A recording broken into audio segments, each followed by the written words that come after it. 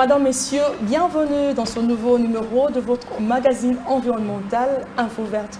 Alors pour aujourd'hui, nous sommes en train de parler des eaux du bassin du Congo et leur rôle dans le développement de la République démocratique du Congo. Pour cette thématique, je ne suis pas seule, j'ai reçu un invité sur ce plateau. C'est avec lui que nous allons aborder cette thématique. C'est le professeur Raphaël Chimanga. Bonjour professeur. Bonjour Madame Cathy. Alors je veux faire votre présentation. Professeur Raphaël Chimanga, il est professeur d'hydrologie et des ressources en eau à l'université de Kinshasa. Il est aussi directeur général du Centre de recherche en ressources en eau du bassin du Congo et de l'école régionale de l'eau. Il est aussi coprésident de l'initiative Sciences pour le bassin du Congo. Professeur, vous êtes le bienvenu dans cette tranche de magazine environnemental. Alors, professeur, essayez un peu de nous expliquer le bassin du Congo. Parce que quand on parle bassin du Congo, on a tendance à croire que c'est la République démocratique du Congo. Merci beaucoup, madame. Je vous remercie d'abord pour les sujets que vous avez choisis. Merci. Les rôles des ressources en eau dans le développement de notre nation, des nations du bassin du Congo. Okay. C'est que d'emblée, j'aimerais dire que les minéraux, vous voyez tout ce que nous avons maintenant comme conflit autour des minéraux, voilà, ce n'est pas bien géré et que voilà un peu ce que ça nous apporte aujourd'hui. Et les minéraux vont devoir s'épuiser un jour, n'est-ce pas? Voilà. Nos forêts, nous devons les garder intactes pour que nos forêts continuent à nous produire des flux hydrologiques, mais nous devons nous développer à partir de nos ressources en eau. Ça, c'est très important. Voilà. Okay. Vous parlez du bassin du Congo. Je pense que dans le monde, nous avons des grands bassins fluviaux. Nous avons le bassin tel que celui de l'Amazonie, voilà, qui est le premier grand bassin fluvial au monde, mais aussi tropical, forestier au monde. Et puis, après l'Amazonie, c'est le bassin du Congo. Voilà, et le bassin du Congo qui est le deuxième plus grand bassin fluvial, ou bien le bassin hydrographique et le bassin forestier au monde après celui de l'Amazonie. En termes de la superficie du bassin qui contient de vastes étendues de forêts, mais aussi un réseau hydrographique très dense. Voilà, oui, qui fait que nous puissions classer ce bassin du Congo en deuxième position, après le bassin de l'Amazonie. Alors, cela a beaucoup d'implications sur le plan de services, des services écosystémiques, voilà, des services environnementaux, mais aussi beaucoup d'implications pour le développement socio-économique de nos nations, le pays riverain du bassin du Congo. Voilà. Ça, c'est que le bassin du Congo est caractérisé par deux éléments importants. Il y a d'abord les réseaux hydrographiques. Voilà. Et puis il y a les forêts, les étendues forestières. Alors là, nous avons beaucoup d'autres ressources connexes qui sont en interaction avec ces deux éléments principaux. Donc, et qui vivent aux dépens des ressources en eau et des forêts. Donc, quand on parle bassin du Congo, vous avez évoqué deux éléments, les réseaux hydrographiques et les étendues forestières.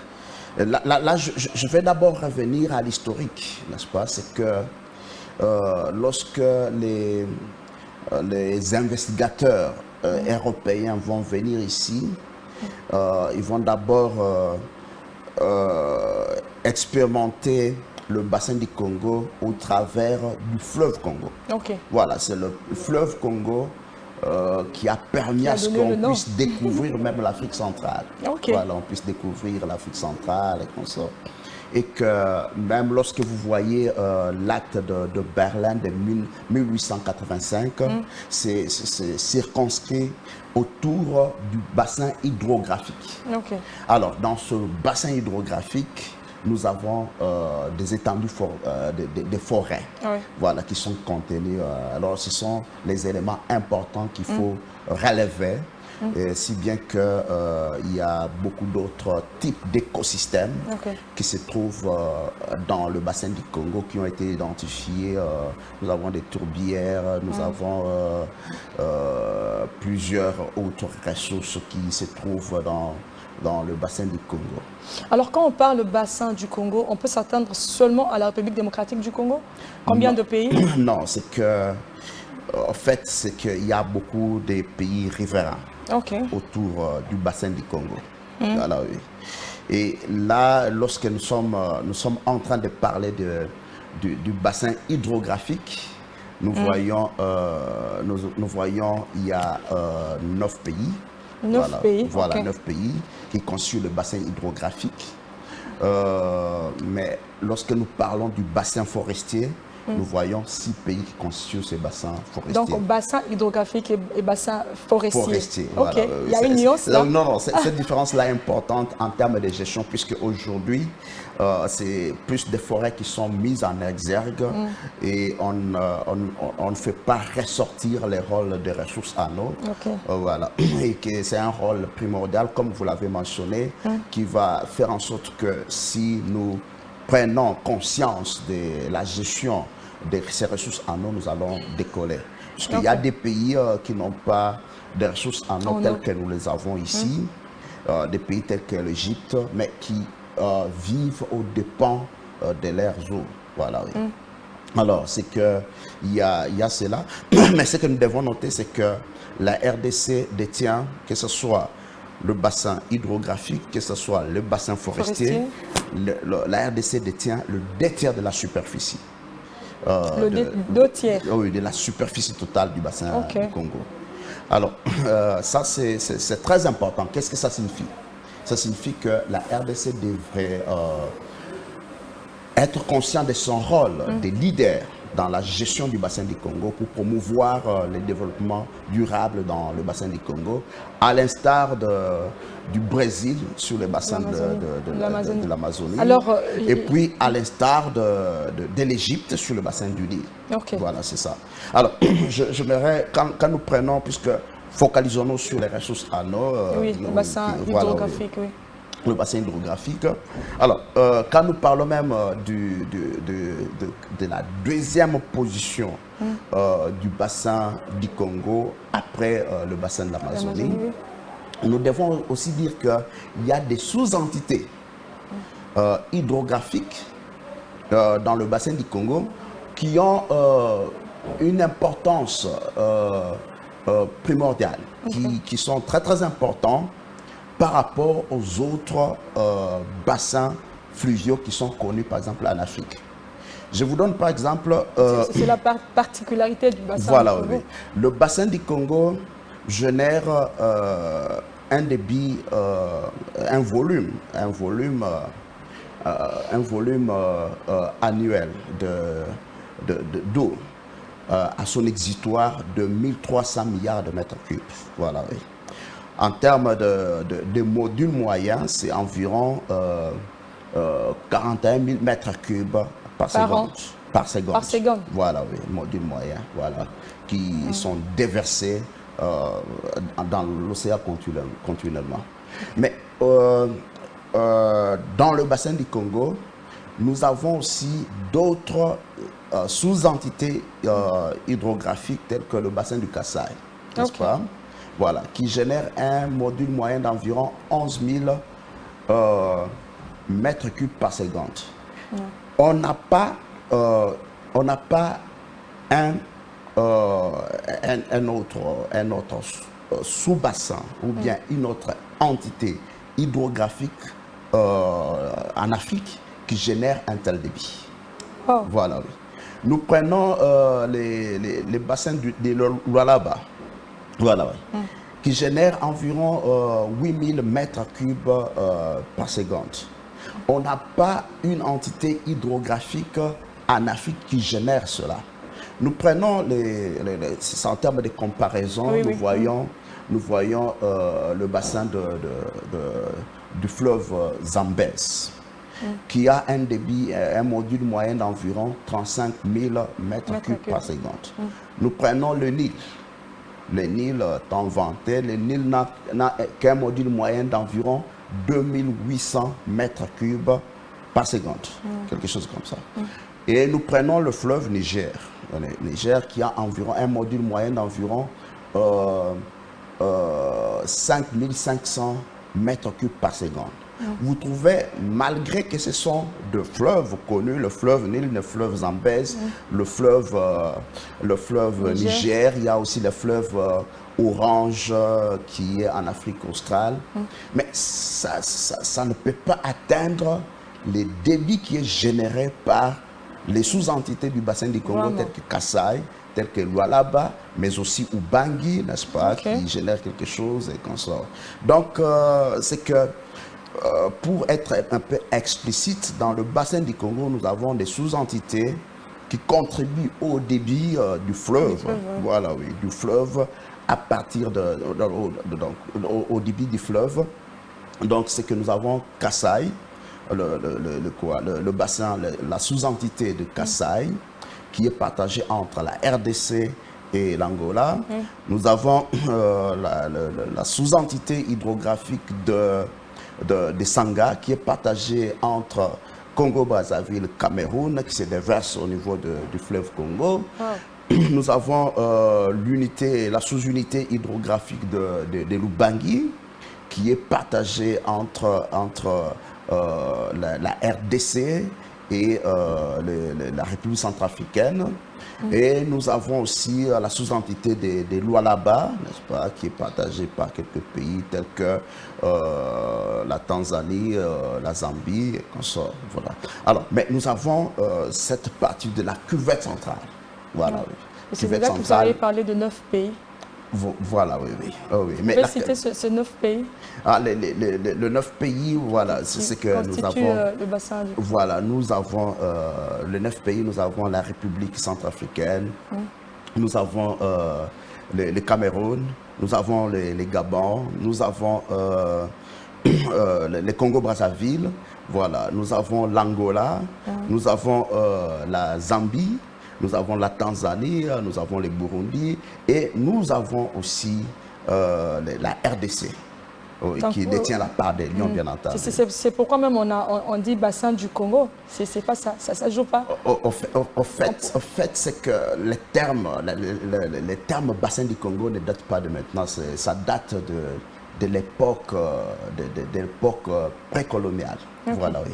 Ça date de 1885, voilà, lors de la conférence de Berlin, voilà, oui, qui avait institué le bassin du Congo, voilà, le bassin du Congo. Et là, on écrivait le Congo avec K, donc K-O-N-G-O, le bassin du Congo, c'est comme ça. Oui. Et il y a eu aussi beaucoup de traités sur les commerces, les commerces dans le bassin du Congo, les transports fluviaux, voilà, oui, dans le bassin du Congo. Mais tout en sachant que c'est la RDC qui détient la part du lion en termes de la superficie, mais aussi en termes de débit dégénéré. Et aussi cela nous pousse à la notion de partage de bénéfices. Voilà, oui, de partage des bénéfices. Voilà, c'est ça, c'est cette notion qui manque encore, qui n'est pas encore mise en pratique, puisque dans les concepts de gestion de bassin versant, on voit le pays qui y a une grande contribution en termes d'écoulement, en termes de superficie, et les bénéfices ne devraient pas être les mêmes. C'est ça. Voilà, les mêmes avec d'autres pays qui ont une petite contribution. Voilà, oui. Et cette notion tarde à être mise en œuvre sur le bassin du Congo avec les structures de gestion du bassin du Congo, si bien que vous allez aussi voir que la RDC avec tout son poids ne bénéficie pas vraiment de l'attention qu'on doit lui accorder. Alors pourquoi elle sur ne le partage pas? de bénéfices. En fait, c'est que ce sont des mécanismes de coopération, n'est-ce pas? Des coopérations dans la gestion des ressources en eau transfrontalière qu'il faut mettre en place pour reconnaître un peu la contribution de chaque pays. C'est ça. C'est ce qui manque. Et cette contribution, c'est même aussi en termes de bénéfices générés, des investissements qui se font dans le bassin, en termes de renforcement des capacités, en termes de représentation des experts dans les institutions, les différentes institutions sous-régionales de gestion du bassin du Congo. Ok. Est-ce qu'on peut connaître le potentiel hydrographique de la République démocratique du Congo? Exactement. C'est que ce qui est important de connaître, c'est que d'abord, la plupart des écoulements dont la RDC bénéficie viennent d'autres pays, n'est-ce pas? Voilà, d'autres pays. Les rivières prennent naissance dans d'autres pays et bien que la source est ici dans le pays. Non, c'est qu'elles prennent la source dans d'autres pays et se convergent vers la RDC pour la plupart. Mais il y a aussi beaucoup de rivières qui sont générées, qui prennent leur source au niveau de la RDC. Alors, d'une façon générale, quand nous parlons du potentiel hydrographique et hydrologique, c'est que nous voyons les débits, n'est-ce pas? Le débit qui est produit un bassin versant. Et c'est comme je le disais, c'est que le bassin versant du Congo génère à son exutoire environ 41 000 mètres cubes par seconde. Et que ces débits-là généraient à son exutoire à 100% qui se trouve en République démocratique du Congo. Alors, comment les bassins du Congo, on a dit les bassins du Congo et leur rôle dans le développement de la République démocratique du Congo. Comment ces eaux du bassin du Congo peuvent-elles développer le pays, la RDC? Merci beaucoup, madame. C'est là même nous sommes en train de parler des services des ressources en eau. Voilà, des services des ressources en eau. Et là, je parle des différents secteurs, puisque le secteur de l'eau est transversal. Voilà, quand nous voyons le transport, l'eau est dans le transport, la santé, c'est l'eau. L'énergie hydroélectrique fait intervenir l'eau. Nous voyons l'agriculture et la sécurité alimentaire, c'est l'eau. Nous voyons la biodiversité, qui vit aux dépens de l'eau. Donc, les industries, n'est-ce pas? Les industries dépendent de l'eau pour pouvoir assurer la transformation des produits. Ça dépend de l'eau et tout ça.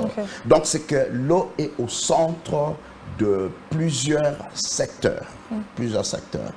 Et c'est là que nous évoquons la notion, ou bien les concepts des services des ressources en eau. Nous prenons l'eau pour la navigation. Voilà. Nous avons un corridor, n'est-ce pas? Nous avons les corridors bleus, la route bleue que nous avons d'ici de Kinshasa jusqu'à Kisangani, qui est l'épine dorsale de l'économie congolaise. Il y a beaucoup de personnes qui produisent dans nos provinces, dans les entités décentralisées. Voilà. Et bien, comment est-ce que cette nourriture, cette production est acheminée dans de grandes villes? C'est par la voie navigable. Et il est actuellement prouvé que l'ensemble du bassin du Congo a environ 25 000 km de linéaires navigables. Voilà.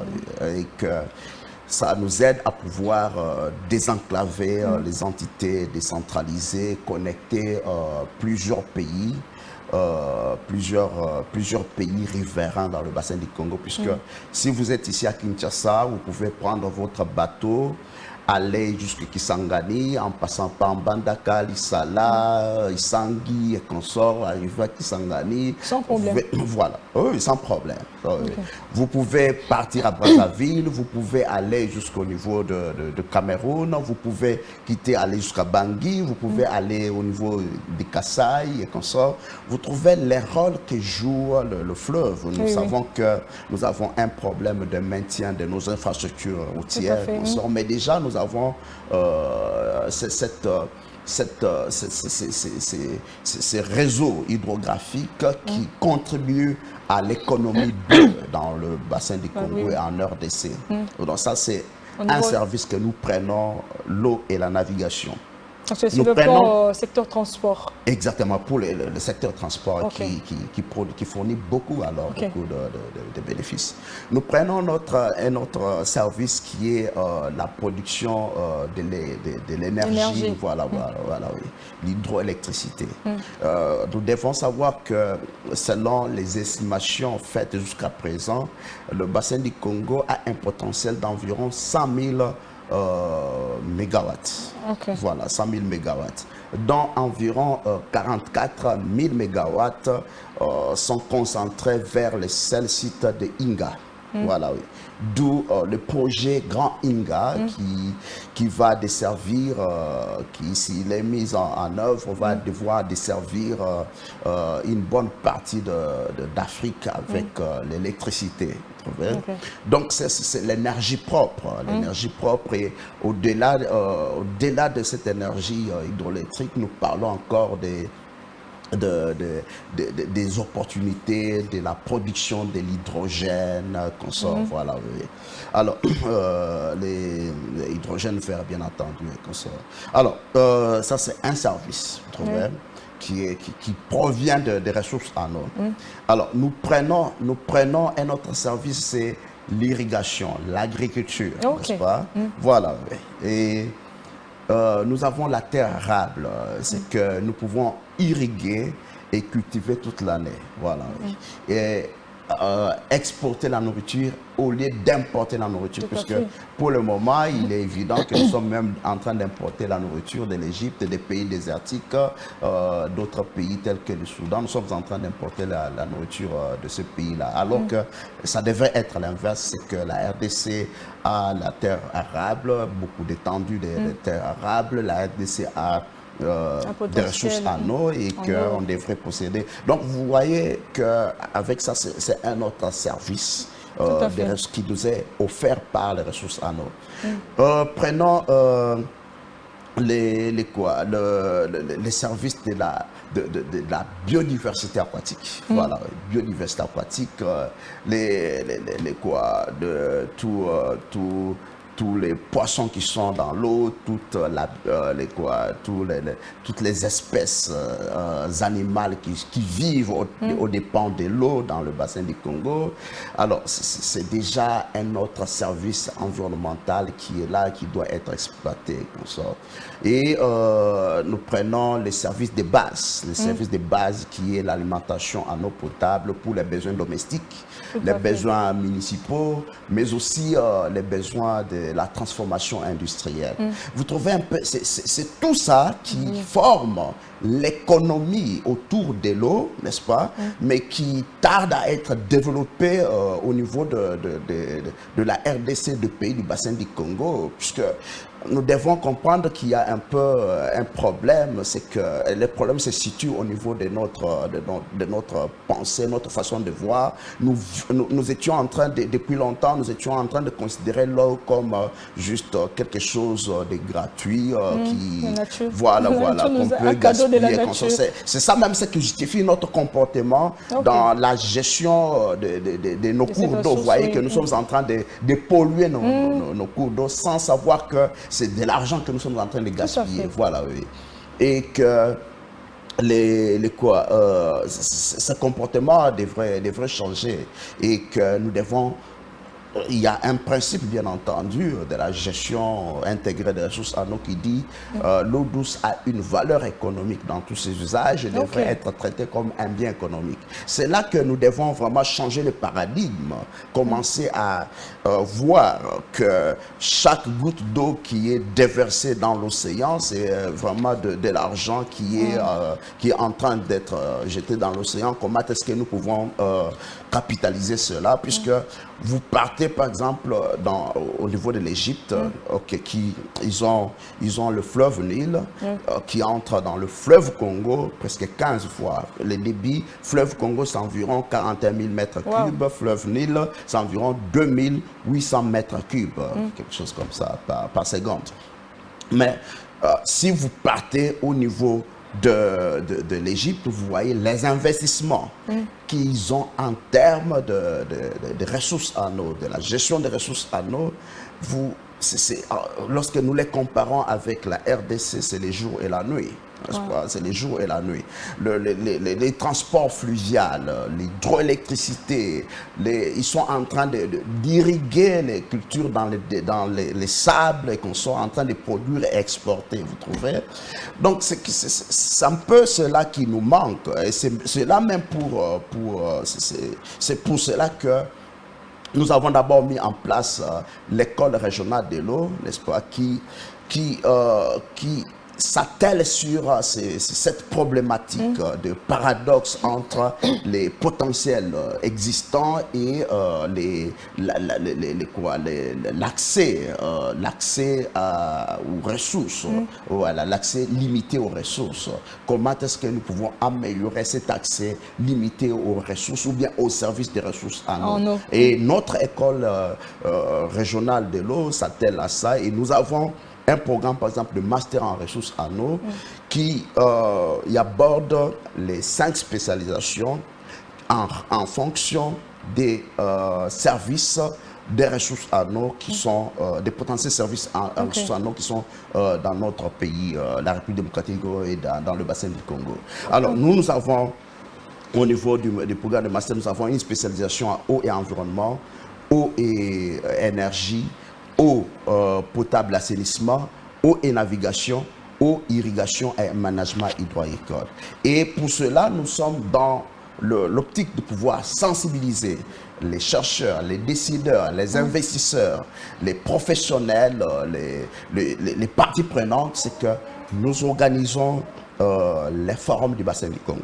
Voilà. Ce que j'allais dire, au-delà de l'école, j'allais dire, qu'en tant que scientifique, quelle autre méthode que vous utilisez pour sensibiliser? Exactement. Pour parler, je crois qu'on a encore beaucoup à dire, professeur. J'espère que ce n'est pas la première fois. On vous aura encore prochainement. On va maintenant parler du bassin, du forum du bassin du Congo. Exactement.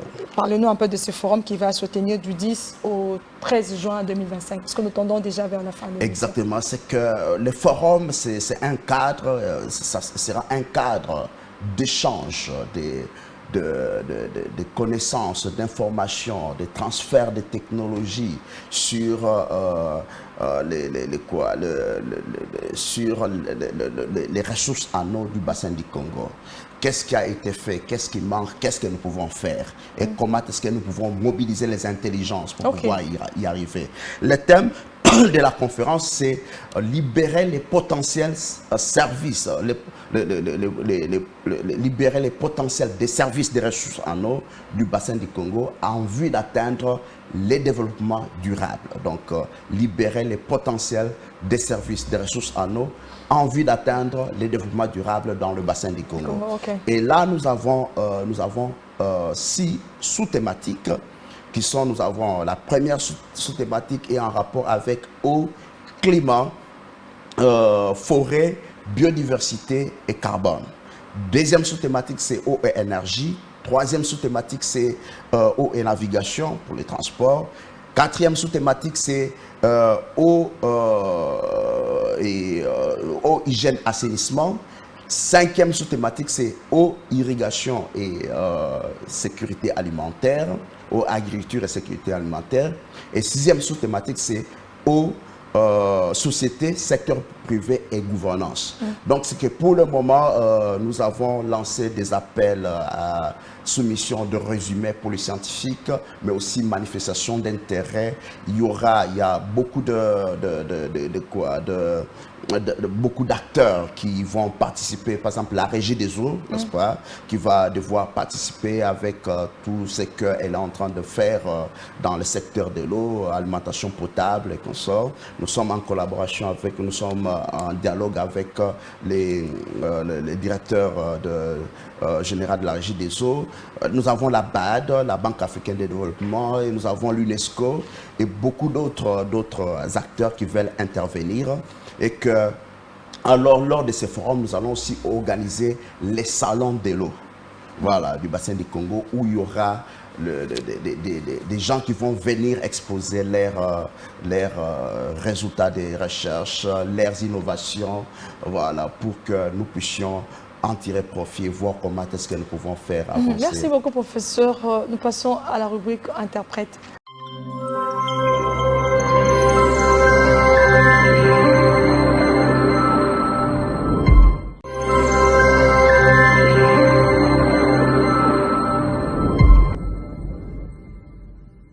Toujours le Belama, il y a bassin, il y a Congo.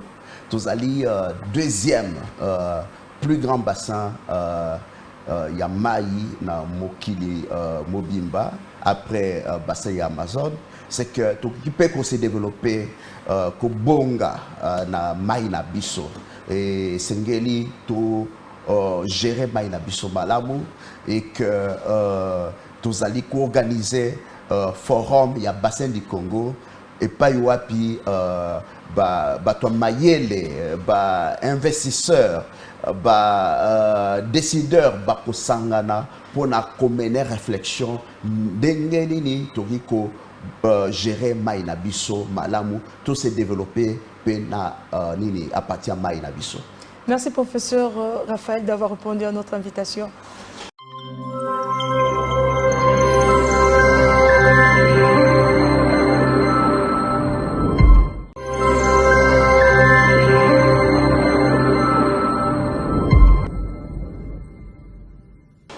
Alors, à vous aussi, fidèles téléspectateurs de Info Verte, nous vous disons un grand merci et nous prenons rendez-vous pour un autre numéro.